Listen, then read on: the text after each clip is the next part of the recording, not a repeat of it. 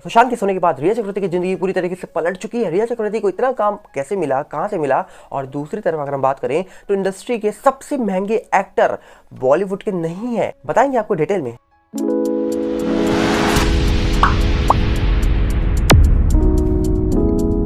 सबसे पहले यहाँ पर हम आपको बता दें कि सुशांत के सोने के बाद लगभग कहा जा रहा था कि कई सारे लोगों को लेकर सवाल उठे थे। सुशांत के जब हुआ था तब आपको याद होगा शुरुआत में तो कुछ नहीं हुआ, पर जब इस मामले की तस्वीरें वीडियोस बाहर निकल के आने लग गई तो इस पूरे मामले को लेकर सवाल उठने लग गए। और सबसे बड़ा सवाल उठा रिया चक्रवर्ती को लेकर, क्योंकि रिया चक्रवर्ती को लेकर कई सारे लोगों ने दावा करा कि वो सुशांत सिंह राजपूत के केस में जब मॉर्चरी में गई थी तो सॉरी बाबू क्यों बोल के आई थी, वो कूपर के पीछे से क्यों गई थी, सॉरी बाबू उन्होंने किस लिए बोला उनको, क्यों उन्होंने 9 या 8 को घर छोड़ा दिशा के सोने के बाद, आखिरकार क्यों उन्होंने भट्ट साहब से बात करी और उनके कहने पे घर छोड़ दिया, क्यों आखिरकार वो लास्ट टाइम पर एसएसआर के साथ नहीं थी। कई सारे सवाल उठाए गए रिया चक्रवर्ती को लेकर। अब फिलहाल कहा जा रहा है कि रिया चक्रवर्ती को तो काम मिल रहा है, अब फिलहाल वो रोडिस की गैंग लीडर बनी हुई है। सोचिए, रोडिस शो आता है जो, उसमें गैंग लीडर के तौर पे वो काम कर रही हैं। और कहा जा रहा है कि वहीं पर एक कंटेस्टेंट आती है जो अपनी बात बता रही होती है, तो रिया चक्रवर्ती भी अपनी बात बताने लग जाती हैं। और वो क्या बोलती हैं, रिया चक्रवर्ती कहती हैं बहुत सारे लोग बहुत सारी बातें कहेंगे, मुझ पर भी कई नामों का लेबल लगाया गया, लेकिन क्या मैं उन लेबल्स को एक्सेप्ट करूंगा? क्या मैं उनके कारण अपनी लाइफ में रुकूंगी? बिल्कुल नहीं। ये कहना है रिया चक्रवर्ती का। मतलब साफ साफ रिया चक्रवर्ती कहती हैं कि मेरे ऊपर भी कई सारे लोगों ने कई सारी बातें बोली हैं, कई सारे लोगों ने कई सारे टैग लगाए मुझे लेकर, किसी ने टाई बोला, किसी ने कुछ और बोला, और इसी बात को लेकर कहा जा रहा है कि मैं क्या ये चीज़ें एक्सेप्ट करूंगी? बिल्कुल नहीं। इन चीज़ों के कारण मैं अपनी लाइफ में रुक जाऊंगी? बिल्कुल नहीं। ऐसा कहना है रिया चक्रवर्ती का। और ये उन्होंने कंटेस्टेंट से बात करते समय इस बात का जिक्र करा है। मतलब देखा जाए, अगर कई लोगों को अगर ये लग रहा हो कि आज भी कि सुशांत केस जब हुआ था तो एनसीबी निकल के आई थी, एनसीबी निकल के आने के बाद उन्होंने कई सारे लोगों को गिरफ्तार किया था, उस गिरफ्तारी के बीच में रिया चक्रवर्ती भी थी जिनको 1 महीने तक गिरफ्तार किया गया था। और अगर किसी को अब ये लग रहा हो कि अभी भी ये मामला हो जाएगा, आगे कुछ होगा, तो फिलहाल मुझे नहीं लगता।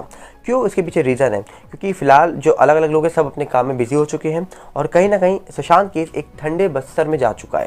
क्योंकि अगर इस पूरे मामले में अपडेट निकल के आनी होती या फिर आ रही होती तो सबसे पहले तो तभी निकल के आ जाती जब रूप कुमार शॉ जी का स्टेटमेंट निकल के आया था। रूप कुमार शॉ इतने बड़ी बात बोल के गए थे मीडिया में बैठकर कि उनकी बात सुनने के बाद रूह कांप गई थी कि आखिरकार पैर की हड्डी टूटने की बात करी उन्होंने, यहाँ तक कि कई और चीज़ों की बात करी। और सोचिए, उन्होंने इतने सारे बड़े खुलासे करे थे न्यूज़ मीडिया में बैठकर, जिसको सुनने में ऐसा लग रहा था कि क्या ऐसा भी कोई कर सकता है। सोचिए, जब किसी के साथ अगर वो हुआ होगा तो कैसा फील हुआ होगा। और कहीं ना कहीं अगर बात करें तो यहाँ पर जिस तरीके से रिया चक्रवर्ती अब काम कर रही हैं, जिस तरीके से अपने काम पे लग चुकी हैं, तो फिलहाल यही प्रतीत होता है भैया सब अपने काम में बिजी हो चुके हैं। और देखने वाला विषय यहाँ पर यह है कि सुशांत के 3 साल पूरे होने के बाद क्या अब कोई बड़ी अपडेट निकल के आएगी या नहीं आएगी, क्योंकि टाइम बीतता जा रहा है और ये मामला आगे बढ़ता जा रहा है। क्योंकि फैमिली लॉयर विकास सिंह जी ने तो बोल ही दिया था कि सीबीआई पूरे मामले को स्लो डेथ क्यों लेके जा रही है, मतलब इस पूरे मामले को धीरे धीरे डिले होगा और बाद में अंत में ये मामला शायद बंद हो जाए, ये बोलकर कि कुछ मिला ही नहीं इस पूरे मामले में। क्या ऐसा ही होने वाला है इस पूरे मामले में? क्योंकि विकास सिंह जी का कहना तो यही है।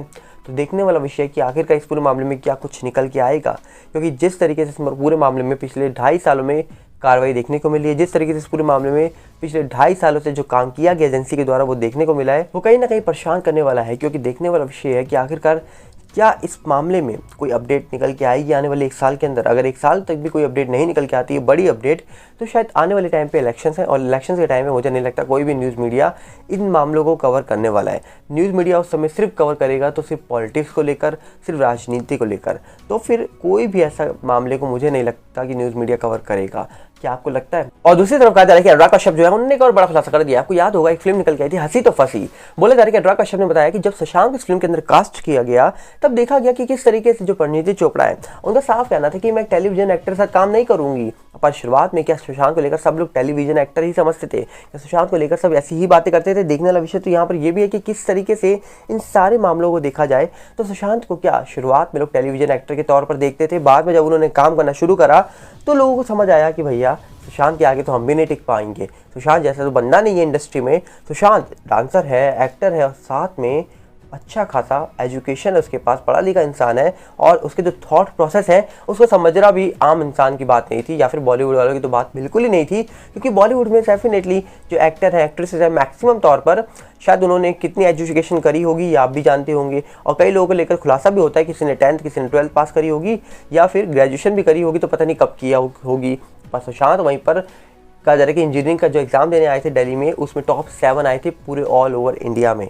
और वो कितना एजुकेशन वाला पर्सन और वो कितना दिमाग वाला पर्सन था, ये आपके सामने मुझे बताने की ज़रूरत नहीं है। तो वहीं पे कहा जा रहा है कि अगर हम बात करें तो उम्मीद करेंगे इस पूरे मामले की जल्द ही कुछ बड़ा फैसला निकल के आए, क्योंकि इस पूरे मामले में बहुत सारी बातें निकल के आती है सोशल मीडिया पर सिर्फ सोशल मीडिया पर बातें निकल के आने से कुछ नहीं होगा, क्योंकि ये मामला डेफिनेटली जाँच CBI कर रही है। पर CBI के साथ साथ इस मामले के बारे में मुझे लगता है कि सरकार को पता होगा।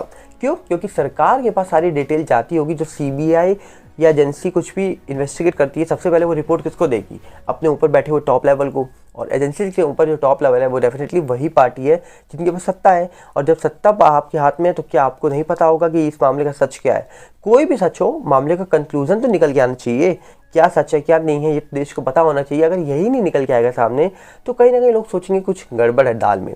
अब देखने वाला विषय है कि इस मामले का सच कब निकल के आएगा। पर वहीं पे दूसरी तरफ अगर हम बात करें तो इंडस्ट्री के अंदर कहा जाता है कि बहुत सारे लोग अपनी किस्मत आजमाने आते हैं। कहा जाता है कि इंडस्ट्री के अंदर बहुत सारे लोग अपनी किस्मत आजमाने आते हैं।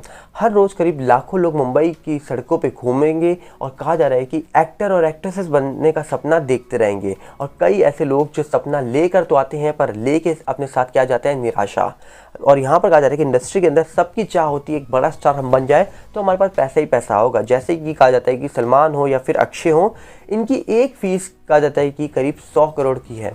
जी हाँ, कहा जाता है कि ये इतने बड़े लोग बन चुके हैं, बड़े स्टार बन चुके हैं कि इनकी एक फीस फिल्म की 100 करोड़ है। पर क्या आप ये जानते हैं कि शाहरुख खान या फिर अजय देवगन या फिर आमिर खान ये भी इंडस्ट्री में टॉप पेड एक्टर की लिस्ट में नहीं आते हैं?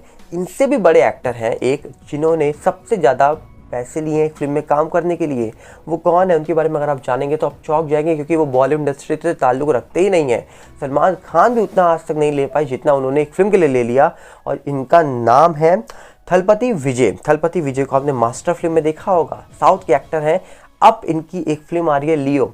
इस फिल्म के अंदर ये काम कर रहे हैं और इस फिल्म के लिए इन्होंने चार्ज किए हैं 200 करोड़। जी हाँ, एक फिल्म के लिए इन्होंने चार्ज कर लिए 200 करोड़।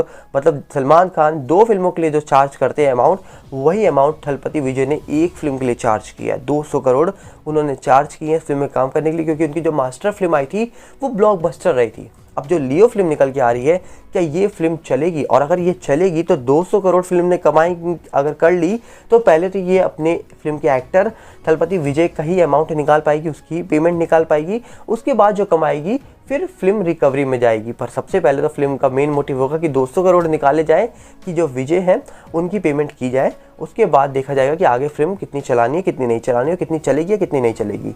तो मतलब साफ साफ बात है कि इस इंडस्ट्री के अंदर किस तरीके से चीज़ें निकल के आती हैं। और इंडस्ट्री के अंदर जब आप एक बार बड़े एक्टर बन जाते हो तो आपको मुंह मांगी कीमत मिलती है।